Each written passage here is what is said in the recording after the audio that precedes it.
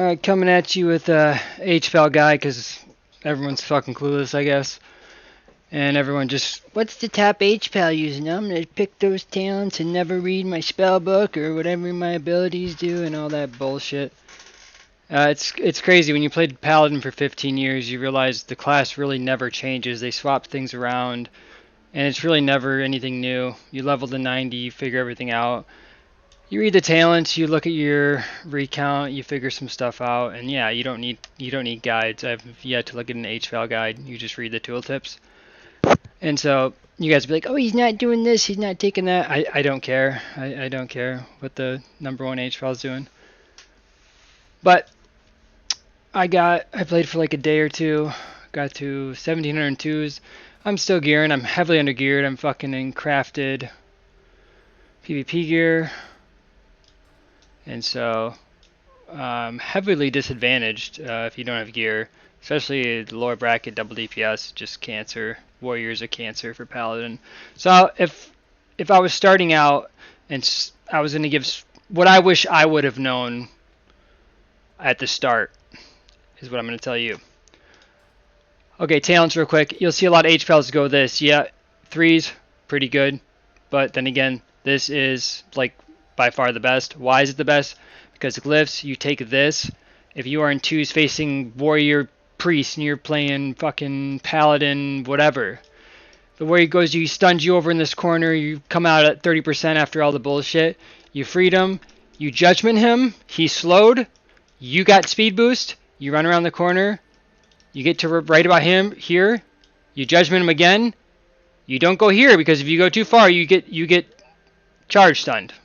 So you got to kind of slow him, and then once you get around the corner, you can go around again. Once he starts catching up, you judgment, and you never want to get too far to where you're going to get charge. You can kite warriors indefinitely. That's one of the reasons I was able to do so well, is because anytime I'd face them, my DPS would just go there.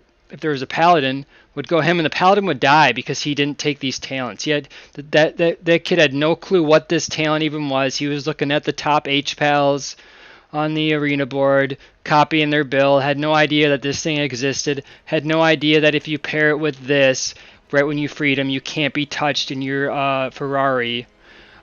So I take it in 3s too, because a lot of times the warriors will just randomly just go you and your teammates ignore them, and the warriors can literally solo you. I don't know if that's a gear thing or if it changes with gear, but they are literally threatening me by themselves, breathing on their keyboard. So anyways, these are talents I go. Tried Sacred Shield, garbage. This is just too much healing.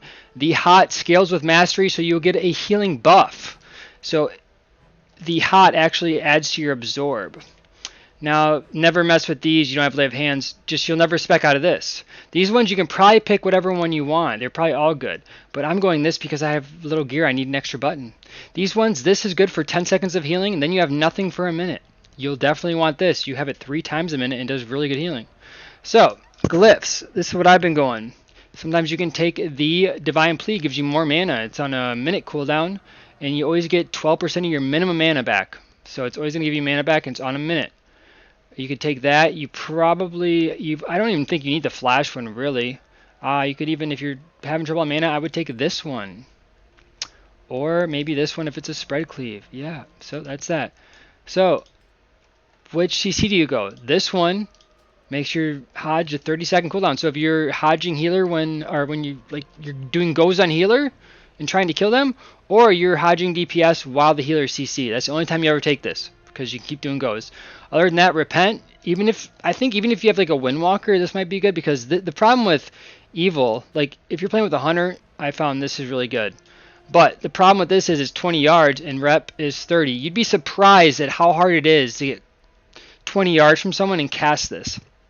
A lot of times it's 22 yards, 23 yards, and it's just so hard to get these off, especially when you're targeted so much as an HPAL. So I mean, both these are good. I think in 3s you can play either one. I don't really think this is that good, because it seems like you're able to kind of push in and you don't have to sit back so much as HPAL. You can kind of have some breathing room, it seems. Now, tips and tricks. What do we got here? If you're just starting off, I have a macro. It's called all.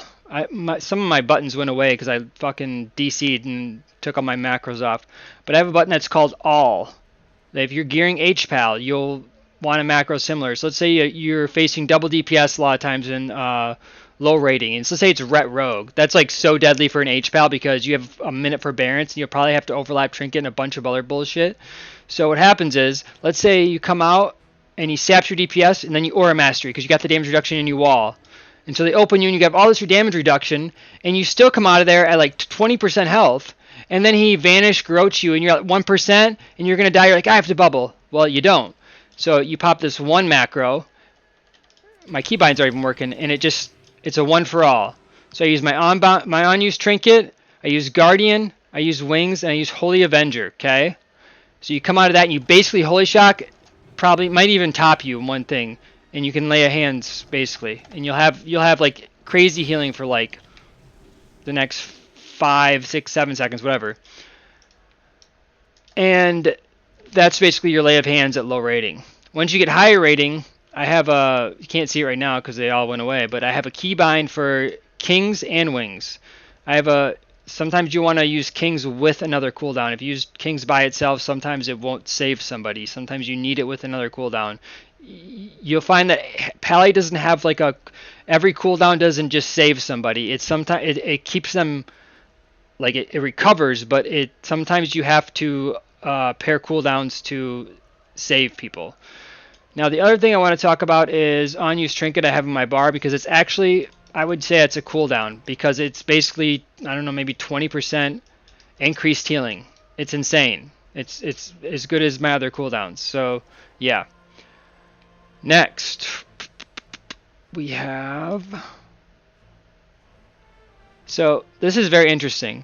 So you might think Kings, because it gives intellect, that it would be beneficial to use Kings, right? You want more intellect, spell power. Well, I've done the math, and the amount of increased healing from your spells is somewhere like around 3%. It's very small. Like you wouldn't even notice unless you cast it a couple times to see the differences. But you'll see the mastery in here. If you look at the mastery, it goes from like 15 to 23%. So that's 8%, right? So my heals are going to have an 8% absorb. So if I were to flash myself with Kings on and look at this number, it's been going for a while, so this is not accurate. If I were to look at this, it says around like somewhere around 8,500, okay? But the moment I put on the mastery one, which should be, okay, my heals are going to do 8% more. What's 8% of 8,500? It's like 700 something, right? 750, 770, something like that down there. So my mastery thing should show 920, let's say. Well, for some reason, when you put the mastery on, I've tested this, my heals are constantly hitting up to like, the absorb is going to 11,000 something. I don't know if there's some wrong calculation in here, but I've literally just sat down and tested this of why it's every flash is more with mastery, like 30%. Like the absorb is like 30% more. It's not anything what this says. So I have no idea, but basically you always use mastery. Couldn't tell you what's going on with that. Now I'm gonna make this really really simple and short. So Paladin. CC is very long in this game. So you have Bubble and Trinket, but once that's gone, like there's no coming out of CC. There's no, like, you might not play your character for another 20 seconds, and it comes back up so quick. I think Priest's Fear is like 20 seconds. It's like 7-second fear, it lasts 20 seconds, and they can mind control you out. It's like you don't really want to be by a priest unless it's like you know that you're getting away. So if it's like a rogue mage, I'll sit back. Let's say Aura Mastery, if someone gets sapped or if I think they're about to go because they have the damage reduction, and I'll try to get as far away from them as possible. So I get sapped, they're just opening. A lot of times I'll sit way back. And they sap me, and by the time they open my DTS, he's already got like 2 globals off, and I just bop him because it's the only time you might be able to bop him. And if you just get him out of beginning stun, why not? Like, you might never get to do that again. It's a minute cooldown. Might as well reset the cooldown now. Trying to think of anything else. There's really not a whole lot to go into. It's basically you use Divine Light every time you have a proc. you only use your internal flame with 3 unless it's on a different target. Because if you have one charge and use it on the guy again because you have nothing else, well, you just ruined your big ass hot. So you did negative healing by doing that. You're better off just casting flash. The only time you would do like a 1 if it's just like on yourself and you have no hots on yourself. But other than that, yeah, you don't do that. Yeah, I think that's it. Like it's so simple, but I faced a lot of pallies who don't in twos. Like I'm heavily undergeared. When I face another pally, I would win because I'd say tell my DPS train the pally, and their like warrior or whatever would train me, and I would take these talents and I'd sit the pillar and I just kite this warrior around, and he's like, what the fuck? I can't touch this guy. And the other pally just had no fucking clue what was going on because he could not get away from any monkey that I had on my team from LFG that just sat him because he just couldn't get away because he doesn't read his talents. He's too busy looking. What are the top H pals playing in this bracket? What are their talents? What are their glyphs?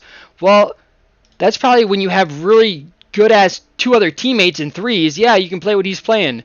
But yeah, in 2s, man, this is just. I mean, you're just trolling if you're not playing these talents. I don't think I've seen a single pally play it, which is crazy. It just shows that no one has a fucking clue what they're doing. They're just like basically copy pasting the talents of the top HPAL, which is funny. That dude could put on ret gear and these fuckers would buy ret gear and be playing holy. I swear to you, this is the community. They don't want to take the time to learn anything themselves. It's always just what's the quick and easy way, and they put something on their bar and they don't even read it. Other than that, you basically use Divine Plea on cooldown. It has no healing reduction, so you just use it on cooldown. I don't think there's really anything else. So yeah, good luck.